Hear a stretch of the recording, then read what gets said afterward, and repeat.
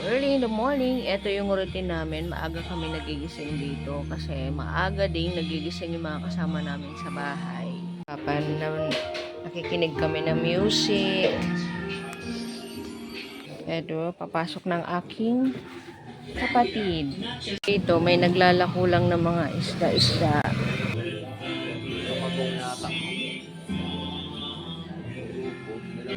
It's a beautiful day. Beautiful morning dito sa aming probinsya. Yan, napakaganda ng sikat ng araw. Yan, dito nare-relax yung isip ko. Kasi pagbalik natin ng Maynila, back to work. From morning till evening. Kaya dito pa lang sinusulit ko na talaga yung paligid. Tumitingin ako ng sunrise. Yan, sunrise lang. Kasi pag sunset, halos tulog ng mga tao. Wala ka nang makikita ng tao sa paligid and madilim na din talaga siya. So yun na, sunduin na yung ating kapatid. Ayan. Nagbabay ka na? Nag-almusal ka na ba? Ah. Oh, itago mo yan. Ako, baka mamaya madali na naman yung ano mo, gulong mo. Wala ka ng gulong. Anong bago? Mag-aalmusal na lang tayo.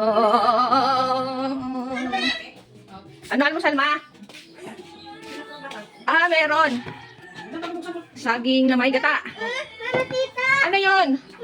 Bakit? Mamaya na kasi. Mamaya daw konti. Mamaya konti ang bike. Alawanag na. Awan. Di ba? Oo nga, mamaya. Mag-aalmusal muna kami. Oo nga, mag-aalmusal muna kami. Ha? Magkakape muna ako. Wag na, ako na lang. Mamaya na nga, sama kami. Kasi maglalako. Ayan na pala eh. Wow. Ayan na, oh. Sige na. Ayan na pala eh. Oh, sige na. Pwede na yan? Oo, pwede na. Kaya ko yan. Oo, okay na yung gulong. Kaya ko yan. Ako, hindi ka din natiis ng lola mo. Pero hindi ko ka lang, hindi ka pupunta sa labas. Bawal ka nga sa kalsada. Mm. Ilabas mo nga daw. Mabigat eh. Oh, hindi kaya, mabigat. Oh, siya, sige. Oh, hindi mo naman suot yung helmet mo. Isuot mo yung helmet. Yung helmet mo. Nahulog na yung bulaklak ng tampukot.